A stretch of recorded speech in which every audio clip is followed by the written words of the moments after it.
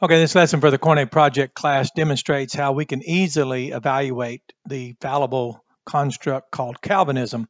First of all, as we were trained in the seminary, when we have a term or some type of ism, let's say even Calvinism, such as Lutheranism, Arminianism, Molinism, and Pelagianism, as I use CLAMP, C-L-A-M-P, those are just five men, first of all, five religious men somewhere in history.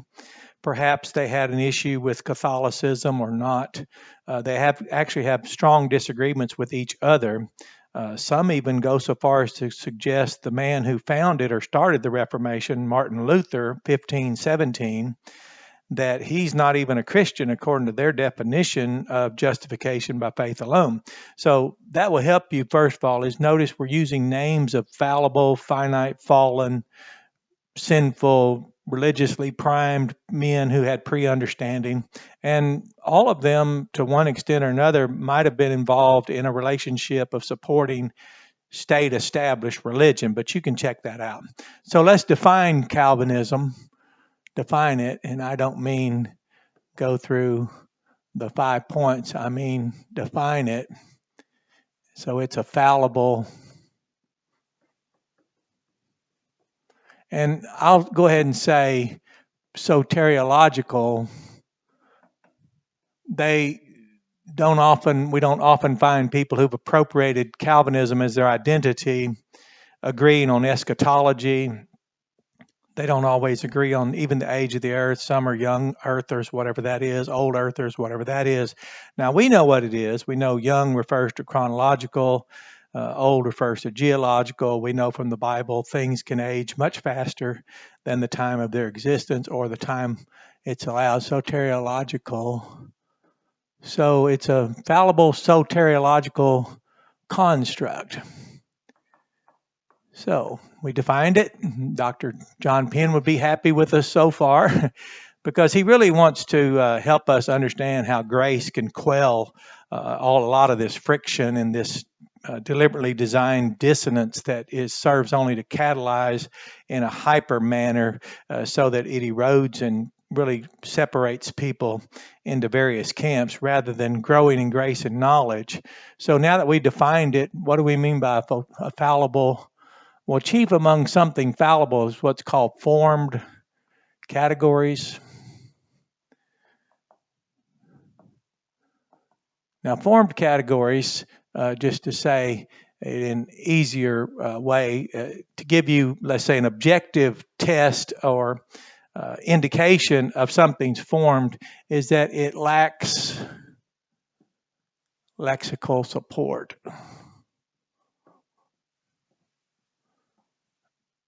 So in practical terms, it would be something you wouldn't be able to find a number in a concordance. A Strong's number, for example, you wouldn't be able to find H 1961 Ha Ya or G 4100 Pistuo, G for Greek, H for Hebrew, a Young's concordance, for example. So that would be a great starting point when you notice that, just a minute, we're using words. And that would mean for us who are agreed to use the King James English Bible, the last Bible made by hand, if you will, and then we're using the TR, we agreed to do that. And then we look up the words in the lexicon. Well, when we say we couldn't even find a lot of these words in the Bible, in the English Bible. So it also form categories. 1, lack lexical support. 2, aren't in the Bible. And I'm talking about the English Bible that we use and agreed upon. Our KJV is our text. We attended the Missionary Baptist Seminary in Little Rock. We were told the Bible would be our textbook, and I took them so literally, being a concrete thinker, quantified thinker, that I immediately left that day and went and bought a Bible just to carry and use in the seminary. And I obviously didn't purchase a good Bible, or certainly didn't know how much we would use it. I still have that one. It was my textbook. So when people would tell me they're King James only, and then the next hour in conversation they'd be using jargon and words, I'd say, so what part about the King James Bible is scripting your understanding of truth? And then it would really, it had not often occurred to people, let's say you're advocate of a King James only position, which I have no idea why, if you prefer the King James Bible, you don't use it. So when they did, I was noticing how many words and how much jargon, as I called it, and I don't use that anymore. That really triggers a negative response. But they were using so many words that I couldn't find, because early years ago, most of you with computers wouldn't imagine what we did. But we'd take a concordance. You'd have to look up a word. Well, if you were fortunate enough, or favored, as I should say, to have a study Bible that had a concordance in the back, you'd open it up. So I would go through literally. So if someone said sovereignty, I'd go S-S-S-O. No, there's no S-O. Then somebody'd say depravity, and I'd go D-D-D-I. Wait a minute. D-A-D. But I couldn't find DE, depravity. So that started causing me to think and ask, well, what do you mean when you say you're King James only, if the vocabulary and the glossary of terms is not from it? Well, then that's when, again, it was very necessary for me to attend the seminary. I was late in life going. I was after age 25 in my first year. I was old enough to appreciate the men there. So formed categories, it lacks lexical support. What I'm saying practically, these words are also not in the Bible. So you have to go to, let's say, confessions,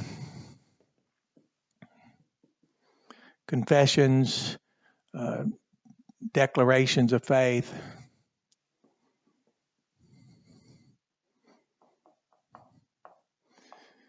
and then, or what we call doctrinal statement, which are very thumbnail abridged. But again, I don't know who will even still be in the chair across from you at a table at a coffee shop by now, because they really, you won't find very many people prepared with the energy or the interest to actually want to improve their knowledge of the Bible itself. And at this point, these have descriptions, and sometimes just a reference to something, let's say like total depravity, and then, but they'll then qualify it and say, but man's not as bad as he can be, which Calvinists teach. Now, any Calvinist you talk to will only deny what you say the other Calvinist says, which that's typical, very normal. But for example, they'll say total hereditary, and you'll think, well, that I've heard that my entire life. I have that in a book from 1977 written by Dr. L.D. Foreman, and never bothered me at all. Well, then they'll say the implications. And this is where we'll take our hinge and go to, write it down here, where it's people are accused of Gnosticism. We'll talk about that in just a moment, because it keys off this. This is an implications, are then implications vary. So someone might say unable to believe. Now, they won't be prepared when you ask, are you saying unable to be persuaded? Because they're not prepared for that. Unless you've been in this class or you attended the seminary, you won't know to even ask that. And then, for example, then they'll say for total hereditary depravity, totally depraved, but not utterly, which was a great article I read about that. Or they'll say not absolutely, because what Jesus said about us being evil ones, while being evil ones, you have noticed how to give good things to your children, for example, a fish instead of a serpent when they want food, a fish to eat, and bread instead of a stone. So then now we listen to them explain what man's able to do, and as if somehow they would know that.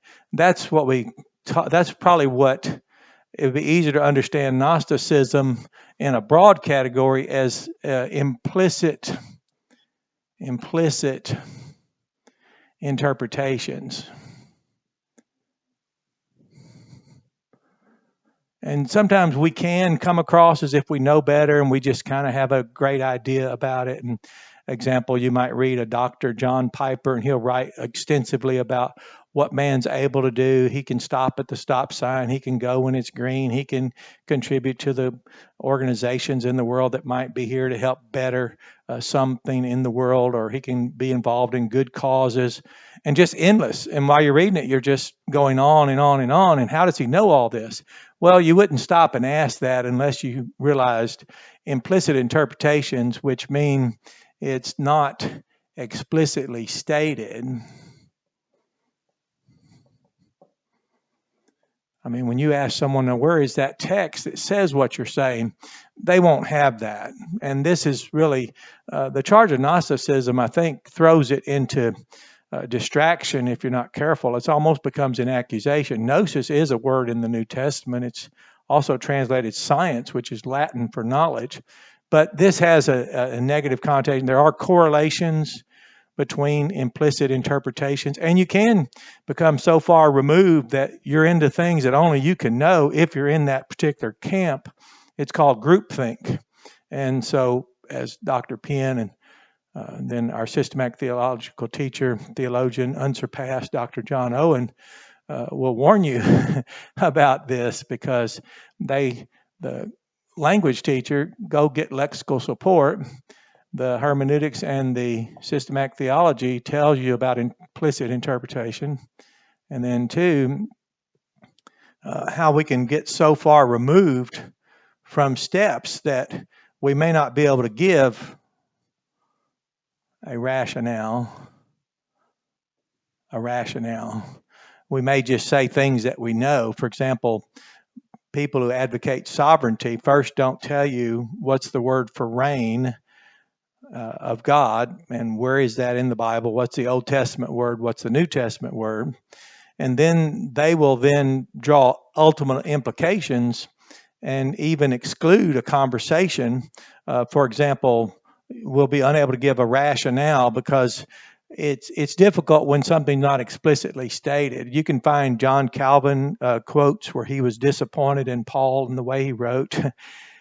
I have no idea what that would mean, to be so removed from what the text explicitly states that you become disappointed that it doesn't always find itself willing to support what we're advocating. But now remember, the Bible doesn't support Calvinism. We're called to support the Bible. So Gnosticism doesn't allow for an apologetic, implicit interpretations. We have to be able to show it from the scriptures and show that there's no contradiction. Also, back to while we're under this, let's just go ahead and say the truth here. Agnostic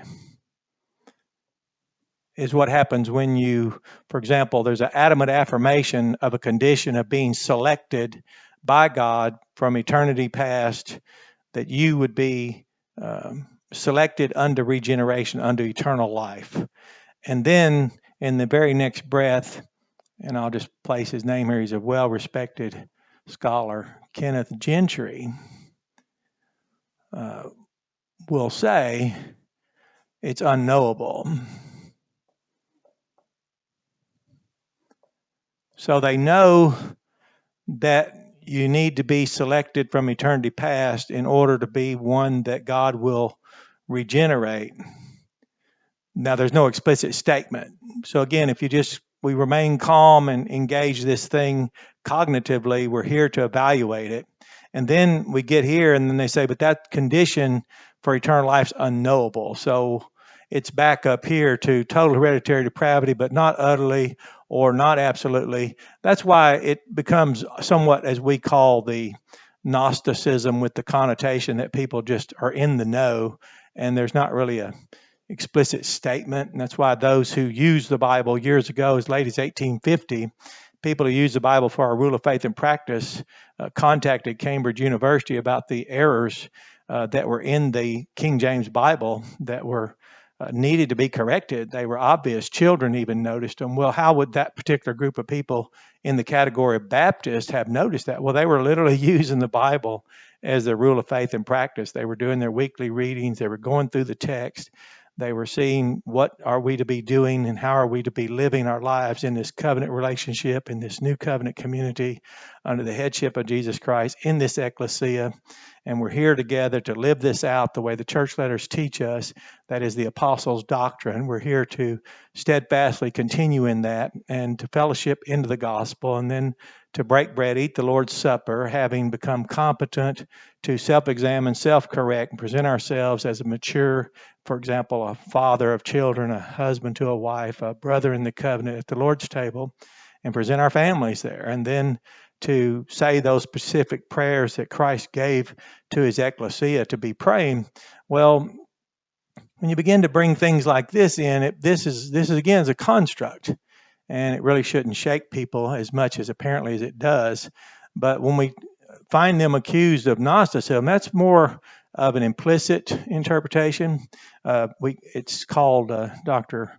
Owen made it clear, letterism, where you're really overworking something to make it say more than it was particularly intended. Again, there's internal contradictions,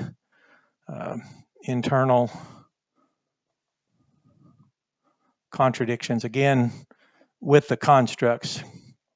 There are people who say they're Calvinist soteriologically, but not not according to ecclesiology. Not ecclesiastically, that was the word I was looking for. So they would stay away from Baptists, but admire Calvinistic Baptists, for example. Or they would stay away from Protestants, but admire their Calvinistic, not knowing that, and exercising the prerogative, we just take what part we want. So that's why we have high Calvinist, moderate Calvinist, and low Calvinist, and then we have hyper Calvinism, and you can study that. Dr. William Lane Craig says that all Calvinism is hyper Calvinism.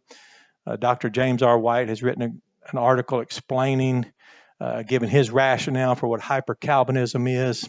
You can look into that, but there are those who are 5 point, 4 point, 3 point, 2 point, whatever, 1.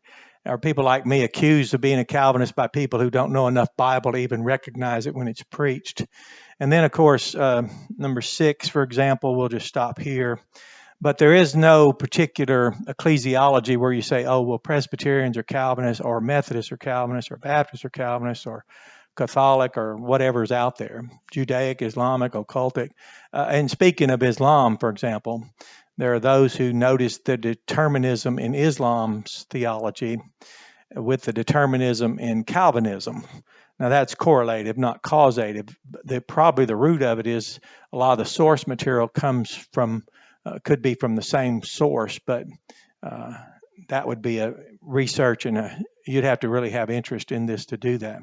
But again, you notice they don't agree on all. For example, all equals all, but then they say not all the time, for example. And then one went on and said never. And then all of a sudden they quote a text out of Ephesians where God works all things according to the counsel of his will. Then all of a sudden all equals all 100%. So we're inconsistent. Those of us who engage this, those of us who advocate it, champion it, we would be found inconsistent. We'd be found being accused Gnostic because of implicit interpretations, where if you go too far with it, again, as Dr. Owen said, you've overworked it and you've imported something into the text. For example, we've learned in the eschatology, people are insistent. Some who call themselves Calvinists are insistent on preterism, and some say they're full preterists, whatever that is. But then they have the difficulty of explaining how does anything in the Bible apply to anyone except those to whom it was originally written. Now, that's something they're not prepared for. So it's open attribution. And what's open is they say the construct's open. They even appeal to people to come in and join them in supporting their construct. So they will appeal to the construct the way they say we're not allowed to appeal to the gospel or to the cross of Christ or to come to Christ for salvation, which we won't find people noticing that contradiction. But when you notice that Calvinism is open, I'll just end there. It's open. They have YouTube channels, apologetics books, volumes of books, systematic theologies written, commentaries, endless, appealing to people to come to this conclusion of Calvinism, and they draw all men. They appeal to all men, persuade all men to come to Calvinism. So that's open. And I'll just end with this. That's ironic. And it's, we don't often notice in ourselves contradictions. So this is why it's better, again, to learn the Bible. And I forgot, your Calvinist who's appropriated the construct may not know as much as you do and shouldn't know as much as you do. They won't know, for example, patho results in pistis, faith. This is a verb, persuade.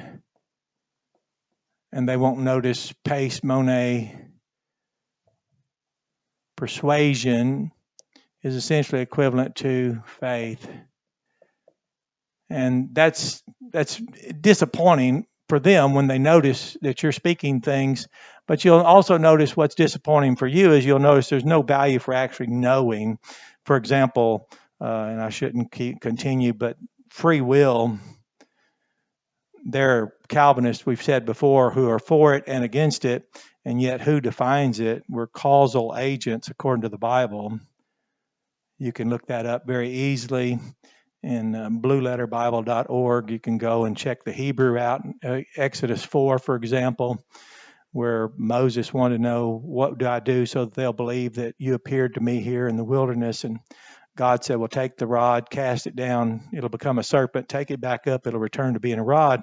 And that will cause the people to, if you will, of their own free will, they'll cause themselves, because you cause you.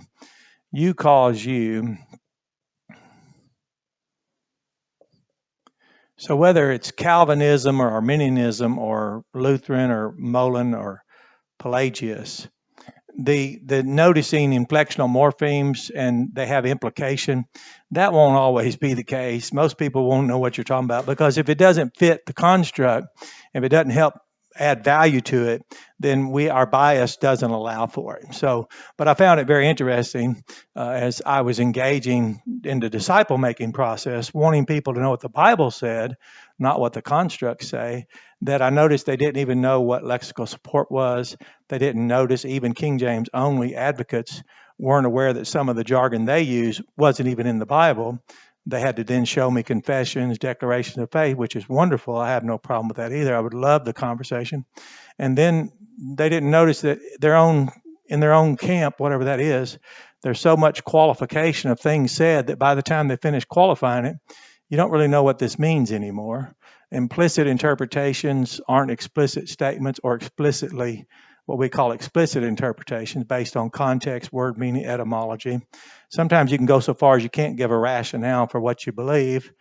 You can become agnostic, negate knowledge by saying, adamantly affirming, election is essential and a condition of everlasting life, but it's unknowable if you're one of God's elect. They won't notice the singular use of the elect, the election,